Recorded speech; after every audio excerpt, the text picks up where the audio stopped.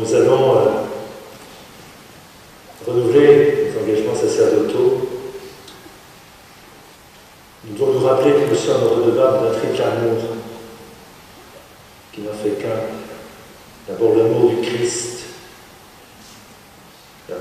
qui nous a choisis, qui nous a bénis, qui nous a choisis de toute éternité. Être prêtre, c'est d'abord être au Christ, qui a eu raison de toute autre raison de vivre. Et cet amour du Christ est source de joie. Joie d'avoir été choisi par lui. Joie d'avoir été béni par lui. Joie de nous donner à lui. Joie de le donner aux hommes. Profondément, le ministère sacerdotal qui est le nôtre est habité par cette joie profonde qu'il nous faut réveiller. Et nos frères et sœurs, en communauté en particulier, sont là pour sans cesse nous faire croire en notre ministère, pour éviter qu'il se recroqueville sur lui-même, pour nous rendre redevables par toute notre vie de ce que nous avons reçu par pure grâce. Amour du Christ. Amour du Christ et aussi amour de l'Église. Dans ce texte que nous avons entendu dans la première lecture, tiré du livre de la Genèse, nous voyons que le récit de la création et aujourd'hui nous sommes invités aussi à quelque part recréer notre ministère, le revitaliser dans le don de nous-mêmes. Et nous entendons ces paroles qui s'adressent à Adam.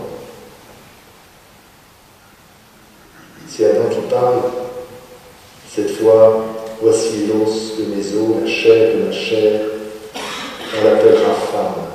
À cause de cela, l'homme quittera son père, sa mère, et s'attachera à sa femme, et tous deux ne feront plus qu'un. Ces paroles s'adressent aussi à nous, prêtres, dans cet amour sponsable. Nous avons été donnés à l'Église pour le service de l'Église. Ce n'est pas notre œuvre, c'est elle que nous sommes chargés d'édifier, de construire, d'animer. Cette Église qui est le corps du Christ et nous sommes les ministres. Amour du Christ et amour de l'Église pour la rendre plus belle. Cette Église telle qu'elle se présente à nous, non pas l'Église rêvée, idéalisée, l'Église nostalgique du passé, mais celle qui vous est donnée d'accueillir et de vivre au sein de nos communautés, là où Dieu nous a plantés. Cette Église dans son universalité, dans sa catholicité, c'est notre patrie. Sa pensée, nous devons la faire nôtre. Elle est notre raison de vivre. Elle est l'épouse du Christ. Il nous faut sans cesse, là encore, réanimer, réhabiliter, redynamiser notre amour pour l'Église à la mesure de l'amour du Christ, puisqu'il en est la tête.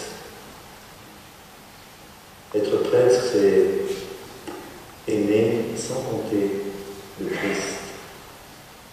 C'est aimer l'Église, mais c'est aimer tous les hommes. C'est aimer l'humanité.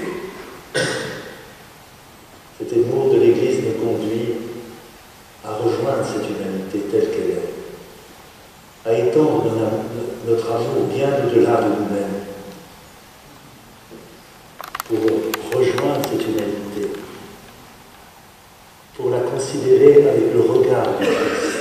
Je le disais tout à l'heure, un regard théologal, percevant déjà dans cette humanité qui est peut-être loin des frontières visibles de l'Église, mais qui déjà visiblement appartient à elle, pour découvrir les germinations de la grâce, le travail de l'Esprit. Aimer tous les hommes et chacun en particulier. Être le visage visage de l'amour pour ceux et celles qui n'ont pas encore découvert l'amour du Christ. Voilà ce à quoi nous sommes appelés. Et tout à l'heure, humblement, en rechoisissant notre ministère, demandons au Seigneur la grâce d'être un peu plus amoureux du Seigneur, un peu plus amoureux de son Église, de nos frères et sœurs.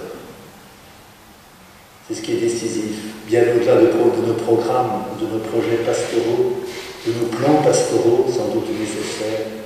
C'est ce qui est le cœur de notre ministère. Demandons-en au Seigneur la force, la lumière, pour aimer jusqu'à la mort. Nous sommes invités, en nous donnant le Christ, de le donner au monde. Telle est notre joie la plus profonde. Telle est la grâce que Dieu nous fait, qui se résume dans ce simple et si beau geste de la bénédiction, que nous traçons sur notre corps, mais en même temps sur ceux et celles qui nous sont confiés, le signe de l'amour même que Jésus nous a manifesté. Dans sa dimension verticale, le geste de la croix, le signe de la croix, souligne notre rapport au Christ qui règne dans le monde et qui veut régner en nous. Et puis, dans sa dimension horizontale, ce signe suggère que c'est toute l'humanité qui est amenée à être bénie, à être rejointe, à être sanctifiée et à être évangélisée par notre ministère. Oui, nous sommes des hommes de la bénédiction de Dieu, bénis par Dieu pour bénir le monde. Simplement, je vous invite à tracer avec attention, respect, ce geste de la croix, ce signe de la croix sur nous-mêmes, ce que j'ai rencontré le jour des 20 ans, Marthe Robin était très frappée par la manière dont elle faisait le signe de la croix. Elle traçait la croix sur elle-même avec délicatesse, avec attention. Au nom du Père et du Fils et du Saint-Esprit.